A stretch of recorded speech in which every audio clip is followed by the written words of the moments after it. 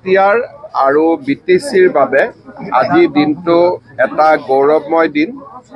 আমাৰ বিটিচি সচিবালয় নিৰ্মাণ হোৱাৰ পিছত ইএম আৰু MCLA সকলৰ কোৱাৰ্টাৰ নিৰ্মাণ নোহোৱাৰ বাবে বিভিন্ন ইএম MCLA সকল ভাড়াঘৰত থাকিছিলে, জনতাই লগ পোৱাত অসুবিধা হৈছিলে আৰু তেওঁলোকৰ নিজৰ মাজত সমন্বয়ৰো অভাৱ হৈছিলে।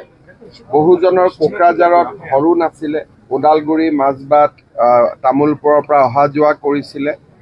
আজি আমাৰ এটা বহুদিনীয়া অভাৱ পূৰণ হ'ল।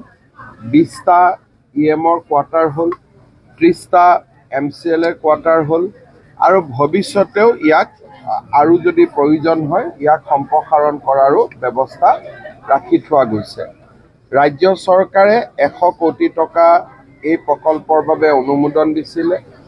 কিছু বছৰ আগতে বিটিআৰ মুখ্য কাৰ্যবাহী সদস্য প্ৰমোদ বড়ো, UG ব্ৰহ্ম ডাঙৰীয়া আৰু মই ইয়াৰ আধাৰশিলা কৰিছিলোঁ আৰু এই অনুষ্ঠানকেইটা আধাৰশিলা কৰাৰ পিছত উদ্বোধন কৰাৰো আজি আমাৰ সৌভাগ্য হ'ল। মই বড়োলেণ্ডবাসী ৰাইজক আজিৰ দিনটোত অভিনন্দন জনাইছোঁ।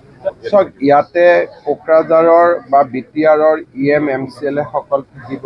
অলপ আগলৈ গৈ কোকৰাঝাৰ বিশ্ববিদ্যালয়ৰ স্থায়ী কেম্পাছ নিৰ্মাণৰ কামো লাহে লাহে আমি আৰম্ভ কৰিম আৰু মই ভাবোঁ যে কোকৰাঝাৰ বা বিটিআৰৰ আটাইবোৰ অঞ্চলে বিকাশৰ গতিৰ লগে লগে ধুনীয়া হৈ গৈ আছে আৰু গৈ থাকিব। বিটিআৰ আৰু বিটিচিৰ বাবে আজি দিনটো এটা গৌৰৱময় দিন। আমাৰ বিটিচি সচিবালয় নিৰ্মাণ হোৱাৰ পিছত ইএম আৰু MCLA সকলৰ কোৱাৰ্টাৰ নিৰ্মাণ নোহোৱাৰ বাবে বিভিন্ন ইএম MCLA সকল ভাড়াঘৰত থাকিছিলে, জনতাই লগ পোৱাত অসুবিধা হৈছিলে আৰু তেওঁলোকৰ নিজৰ মাজত সমন্বয়ৰো অভাৱ হৈছিলে।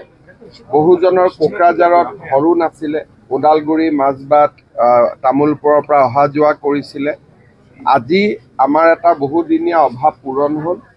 20টা ইএমৰ কোৱাৰ্টাৰ হ'ল, 30টা MCLA কোৱাৰ্টাৰ হ'ল আৰু ভৱিষ্যতেও ইয়াক আৰু যদি প্ৰয়োজন হয় ইয়াক সম্প্ৰসাৰণ কৰাৰো ব্যৱস্থা ৰাখি থোৱা গৈছে। ৰাজ্য চৰকাৰে 100 কোটি টকা এই প্ৰকল্পৰ বাবে অনুমোদন দিছিলে। কিছু বছৰ আগতে বিটিআৰ মুখ্য কাৰ্যবাহী সদস্য প্ৰমোদ বড়ো, UG ব্ৰহ্ম ডাঙৰীয়া আৰু মই ইয়াৰ আধাৰশিলা কৰিছিলোঁ আৰু এই অনুষ্ঠানকেইটা আধাৰশিলা কৰাৰ পিছত উদ্বোধন কৰাৰো আজি আমাৰ সৌভাগ্য হ'ল। মই বড়োলেণ্ডবাসী ৰাইজক আজিৰ দিনটোত অভিনন্দন জনাইছোঁ। চাওক, ইয়াতে কোকৰাঝাৰৰ বা বিটিআৰৰ ইএম MCLA সকল থাকিব। অলপ আগলৈ গৈ কোকৰাঝাৰ বিশ্ববিদ্যালয়ৰ স্থায়ী কেম্পাছ নিৰ্মাণৰ কামো লাহে লাহে আমি আৰম্ভ কৰিম আৰু মই ভাবোঁ যে কোকৰাঝাৰ বা বিটিআৰৰ আটাইবোৰ অঞ্চলে বিকাশৰ গতিৰ লগে লগে ধুনীয়া হৈ গৈ আছে আৰু গৈ থাকিব।